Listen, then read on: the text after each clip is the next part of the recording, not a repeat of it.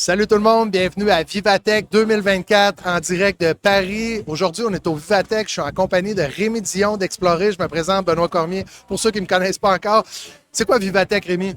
Vivatech, c'est beaucoup de startups, de grandes entreprises. On a 174 pays qui sont représentés. On a 150 000 participants projetés. On est 60 compagnies du Canada venues dans une délégation. Ça a fourmillé. On est partout. Donc, l'idée, c'est de faire les headlines, les coups de cœur, puis de vous laisser connecter, d'être assis derrière votre ordinateur dans votre usine ou dans votre salon à la maison, pour d'être capable de vivre l'événement Vivatech, Viva Technologie.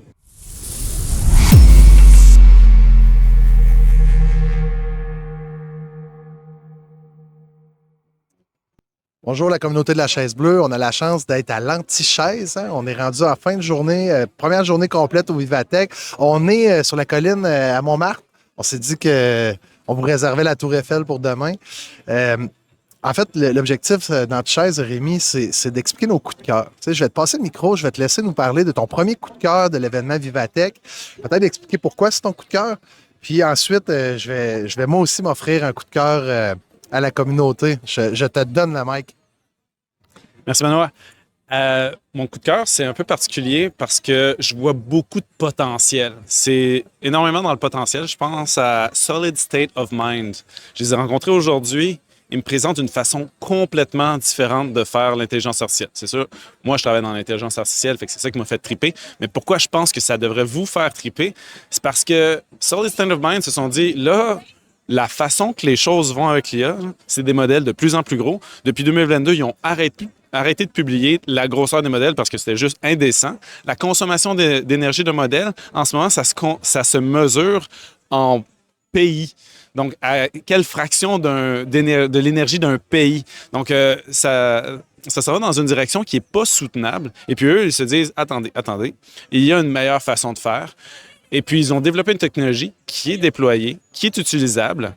Et c'est en version prototype. Ça permet de réduire de fois 10 la consommation de puissance. Donc, ça veut dire qu'un équipement qui, en ce moment, voudrait avoir une performance très intéressante pour un manufacturier ou pour... on parle de système embarqué, par exemple, une caméra qui permet de détecter des choses en machine, la sécurité en usine, par exemple. On ne pourrait pas le porter sur soi parce que l'appareil lui-même générerait tellement de chaleur parce qu'il consomme beaucoup d'énergie. Leur technologie permet d'avoir des systèmes embarqués facilement partout. Donc là, ça permet soudainement de déployer de l'intelligence à plusieurs échelles à l'intérieur d'un bureau, d'une usine, sur un plancher et même sur des gens. Donc moi, je trouve ça hyper prometteur. Je pense que il y a aussi beaucoup de modèles qui permettent de faire, oui, je pense à la détection, reconnaissance de pièces. On parle de détection qualité, détection machine. Est-ce qu'une machine performe bien? Il y a des choses que l'œil humain ne peut pas détecter, la vibration d'une machine, et ces modèles-là peuvent le faire. Donc c'est vraiment d'augmenter ce qu'on est capable de faire. Je vais y aller, moi, avec mon coup de cœur, Rémi. Je dirais, on est allé dans la section Amazon. Tu sais, il y avait plusieurs synergies entre NVIDIA, entre tout plein de modèles aussi que les gens présentaient. Puis ce qui m'a impressionné, c'est qu'on entend beaucoup parler de copilote, on entend parler beaucoup de Burn aussi avec Google. Puis Amazon est arrivé avec leur propre assistant AI qui est le Q Business. Tu sais, le Q Business, c'est en fait un modèle qui te permet... Pour ceux peut-être qui sont un peu plus familiers, là, Copilot, on parle de Microsoft Power BI. Quand on va dans d'autres technologies, il y a Tableau, il y a plusieurs joueurs. Et ce qui est le fun avec le Q-Business, c'est qu'en fait, c'est un assistant qui t'aide dans QuickSight ou dans l'ensemble des outils d'Amazon. Encore une fois, c'est très nouveau pour moi. Là, c'est très bêta, ce que j'ai vu tantôt. Mais il y a déjà des modèles d'apprentissage pour être capable de travailler avec toute la différente...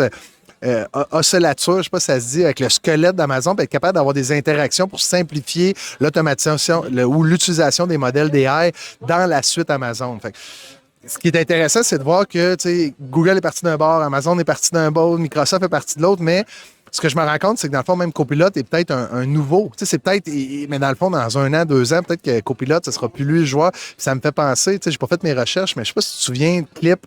On parle là, peut-être dans le début ou Clippy, Clippy, c'était comme l'aide dans Microsoft qui te permettait de faire des tâches simples. Puis je suis en train de me rendre compte que peut-être Copilote, c'est comme Clippy, puis dans 2, 3, 4 ans, je sais pas c'est quoi l'avenir de Copilote, mais quand je vois le Q-Business d'arriver d'Amazon, je me rends compte que tout le monde est en train de compétitionner sur différents modèles ou différents assistants dans leur propre suite logicielle. Tout le monde essaie de gagner la grande suite.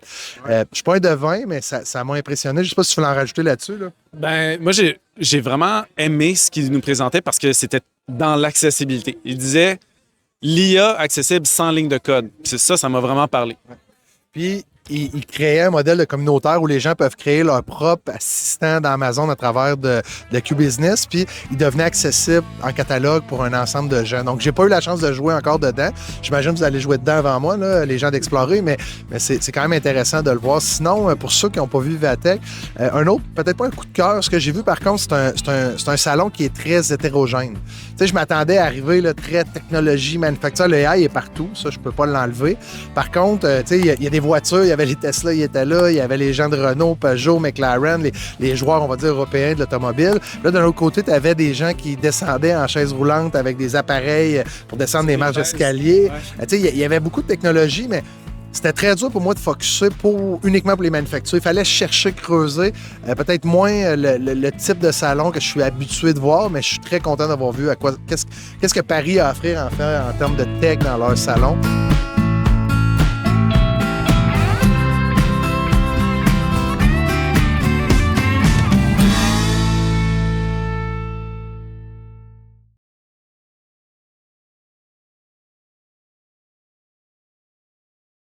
Je veux un Cybertruck. Je veux un Cybertruck. Je veux un Cybertruck. Je veux encore un Cybertruck.